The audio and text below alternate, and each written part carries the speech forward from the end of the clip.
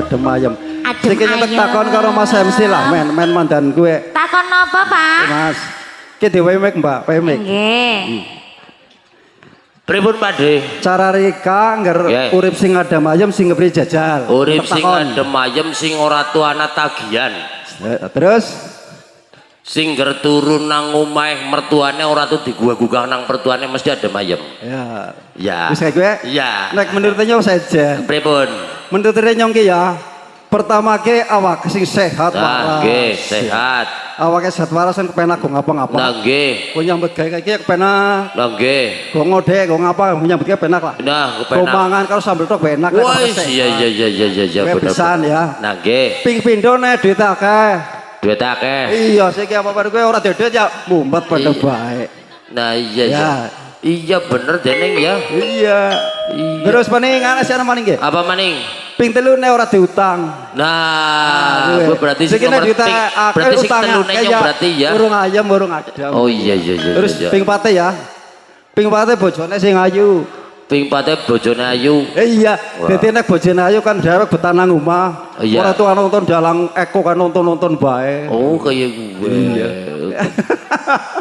Panas dingin karo bojone ayu kok. Ping 5 niki terakhir ya. Apa? Sing soleha. Wih, jarang. Iya. Wis kabeh-kabehane ke berarti ke wis ya. Jadi nek 5 kowe bisa nyanding kabeh. Nah, kuwi. Kayane rasane adem. Asal nang nek asal nyanding sing nomor 5 biasane kabehan wis kena. Iya. Sing soleh-soleh wis kena kabeh. Nek soleh kan misalnya si lanang kerja menganang-anang si lanang tetep nang omah. Si wadon iku ya. Iya. Aja lepono wong domahi. Nyong kadang kaya kuwe nyajok lah. Kowe makane sing manut jo, mari nyong. Iya.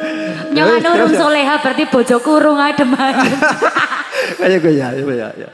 Aman tentrem siler nang panteno gending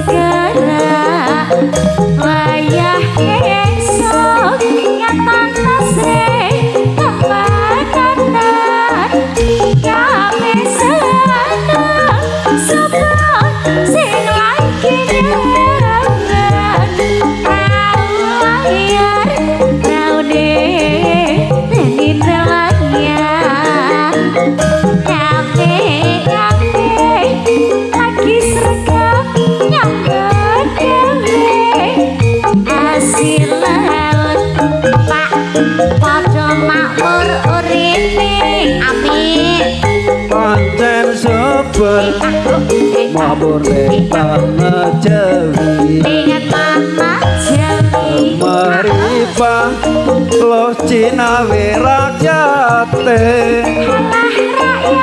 adem ayam aman tentrem siler nang pantelo gending. Terima kasih Mas. Nggih, matur suwun Pak Dik. Pak Dik sinten ning mangkene iki, Om?